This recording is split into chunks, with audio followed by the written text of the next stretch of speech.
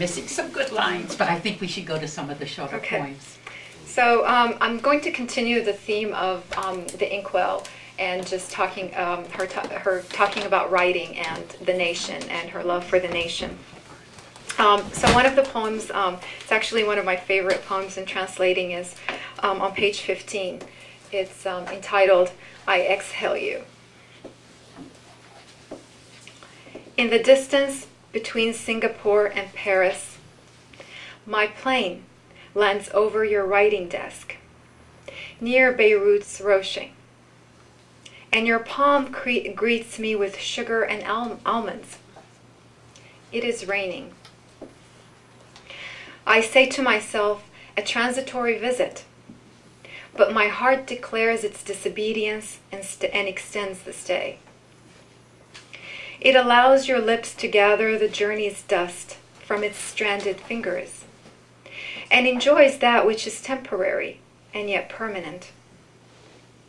You lift me from my wings and dip my body into the ocean, like someone dipping a pen into an inkwell.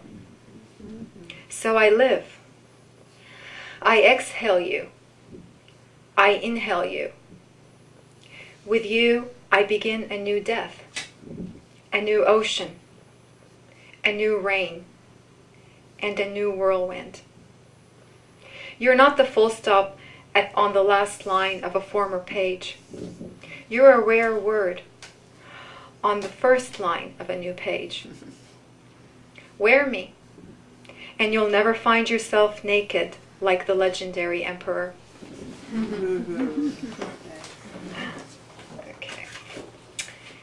And the other one, the next one is on page 18. It's called A Love Letter.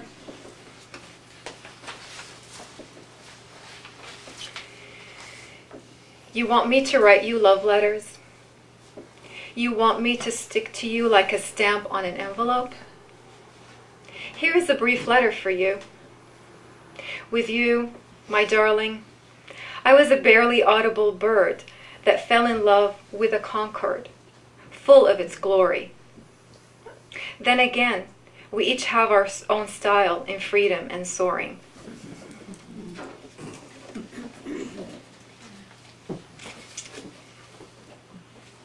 And page 45, A Narcissistic Lover.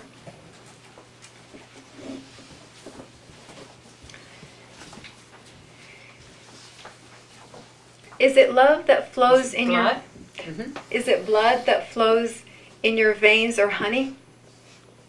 When the desire to write you ignites me, ink boils in its bin, like a furnace, and transforms my pen into a torch. The dawn calls out, "Oh, Narcissus." I draw my face close to the lake's water and see your face. You know the Greek myth of Narcissus and how he fell in love with his own reflection. Sure, that's never happened to anyone here. Not lately, anyway.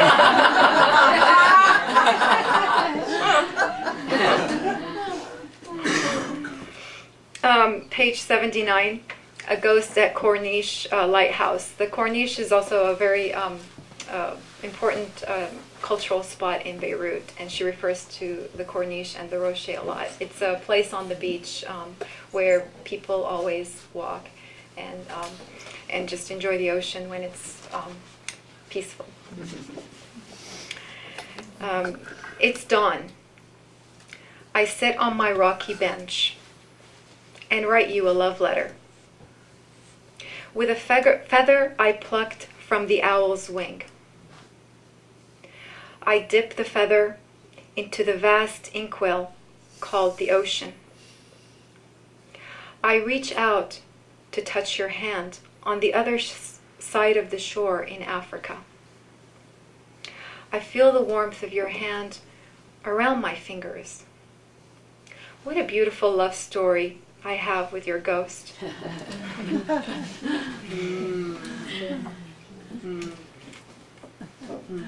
Ain't that the truth?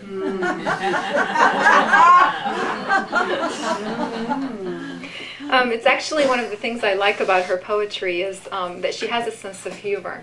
In a way, pursuing happiness and pursuing freedom and sort of pushing the boundaries can be tough and a serious business, but a lot of times her poems sustain a sense of humor, and it never hurts to laugh at things that we're struggling with. So another one that I think is quite humorous is on page 130.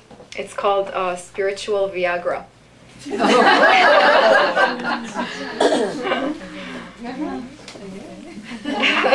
Page 130. I don't like it. When we met, I was a gypsy with no home, and your heart was a troubadour poet. I loved you in the summer when the stars were sinking into the ocean to bathe, when a stroll over the moon's surface came easily, when Beirut's Rocher was one step off orbit, and we could walk there hand in hand. Back then, you were the first to invent spiritual Viagra. With a single glass, you poured it into my bloodstream until it reached my soul's core. Since the day I've scanned through the heaps of paper, maps, future memories, and the heart's madness. Summer after summer, ink after ink, one forgotten lahaza after another. And I love you. I loved you during the summer of impossible longings, but our love lasted forever because it never knew a single moment of fulfillment. Is love then a summer's moon whose swelling signals are waning? O Prince of spiritual Viagra, flowing across all continents, when will your love's strength ebb?